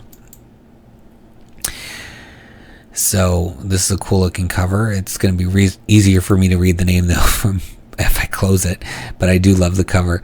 The Subcutaneous Queen of the Sparrowborn by the Bugbear Brothers at $3.95 for 28 pages. And yeah, that's some cool art. I'm guessing Victoria Parker did the cover, but yeah, I like that. It's a solo scenario for a Dungeons & Dragons level 1 to 3 character, and it can help flesh out the backstory of the player character for an upcoming campaign, or it can be used as a dungeon for a party of 4 to 6 level 1 to 3 characters. So it's either solo scenario or a party of 4 to 6. It's thematically built for characters that have chosen the criminal background. Begins with the protagonist imprisoned in a gulag on a winter island. The crime that led to their current predicament is up for negotiation between the player and the games master. So that's a cool concept. So you can see some more of this great art. Yeah, fun stuff. And then talks about death and options that you can do, XP for the adventure, squadron creation rules. I think that's if you want to play with more than one character, so we'll read a little bit of that in a second because you're getting to see 7 of the 28 pages. Completing this adventure alone at such a low level is nearly impossible. As such, the player character may form a squadron with a number of retainers equal to your proficiency bonus. So it's not when you play with multiples, it's how you add some retainers in. Okay, so that's cool. I enjoy the layout. It's a lot of fun. And yeah, I like that they've got options in here for retainers as well for your solo play. Yeah, very cool. And under death, it says the fade to black. If something happens that would otherwise kill the character, fade to black and do some narrative sleight of hand to explain how they are once again alive at the beginning of their upcoming group session. Remember, in most D&D worlds, clerics and resurrection exists, so if the body could have been recovered, maybe some benefactor chose to invest in their second chance at life. So yeah, that's a good point even in general of how to deal with death. You can just say, and everything fades to black, and then 2 days from now you wake up surprised to still be alive, whatever, you know, invent the story from there. Really cool idea. But yeah, I like this. More cool stuff from the Bugbear Brothers. Check it out under Subcutaneous Queen of the Sparrowborn in the links below. Next we have Tiefling Treatise by Megan Caldwell. Explore the origins of Eberron's tieflings in this supplement. And it's $4.99 with 4 ratings, summing up to 5 stars. So again, very good for its first week. It says, brings heaps of new lore and a queer focus to the tieflings of Eberron. 4 unique origins are detailed within this 5e supplement, ranging from tieflings influenced by Eberron's planes to those possessing a spark of the divine. For DMs looking to add tieflings into the world, encounter tables are scattered throughout the book for quick and easy implementation. Additionally, the Tiefling Treatise contains information on the venomous 𝙏𝙤𝙢𝙪𝙧𝙚 and Sanctuary of Reliquor, providing cultural notes and plot hooks for those looking to visit these tiefling-dominated locales. On the player side, the supplement contains race options that are tailor-made for the Eberron setting. For those looking for more in-depth character notes, culturally significant trinkets, and appearance guides can help you truly integrate your character into Khorvaire and beyond. If you're a fan of the Fiend Touched, then come and crack open the Tiefling Treatise. So yeah, a lot of people like tieflings, so this could be really cool. Some different stuff, and you get to see all 22 pages in this preview, so that's awesome. Information on appearance, origins, ancient evils. So yeah, lots of interesting stuff. Various variations on tieflings in different parts. They got the names. Yeah, I like it. Looks like a lot of fun stuff. It's got great ratings already. So yeah, this is tiefling race options, so you can have some sub races here and then some trinkets. So let's read some of the trinkets here. Broken blade with the word traitor carved into the hilt. Okay, that's a good story trigger there. A mask that is meant to be worn on Wild Night. An unsigned contract written up by a Talon of the Keeper. A journal that was purchased at the immeasurable market of Syriana. The first 3 pages have been torn out. A decorative silver chain that wraps around horns. A compass with the cardinal directions written in Infernal. It only points down. So lots of flavor with just the trinkets alone. So I can see why this is popular. And tieflings are really cool. I love that this is focused purely on tieflings and really fleshing out some options. Even in appearance here, you've got some differences. So, you know, I'm sure a lot of people need this to distinguish some of the tieflings in their campaign. It gets boring, same old tiefling look or whatever. So if you are at all interested in increasing your opportunities and options for tieflings, I would recommend checking out Tiefling Treatise. And it is in the links below under that name. Well, that's our last title for this week. Please follow me on Twitter at Splinterverse, subscribe to the channel, like the video, leave us a comment. We'll respond to those. Share the video around. Support the creators by clicking the links below and purchasing their books. And if you purchase anything from clicking those links, even if it's not one of the books from this week, it's going to help out the channel. And consider purchasing one of our books, Potions Unlocked on DriveThruRPG, or Van Richten's Liber of Lineages on DM's Guild. Both of those are linked below. And stay tuned, because in just a few weeks our amazing Feywild book is going to be out, and it's got so much great stuff. I can't wait to talk about it and show you some of the cool things that we did with it. 14 different creators working with me, as well as a bunch of artists, and it's just going to be so much fun. So make sure you're on my Twitter so you can see some of the previews and spoilers and things as we get closer to that release. And as always, thank you for your support and watching these videos and sharing them and subscribing and all that good stuff. I greatly appreciate every single one of you and all these awesome creators that I get to look at every week. So please keep up the fun, and until next time, happy adventuring.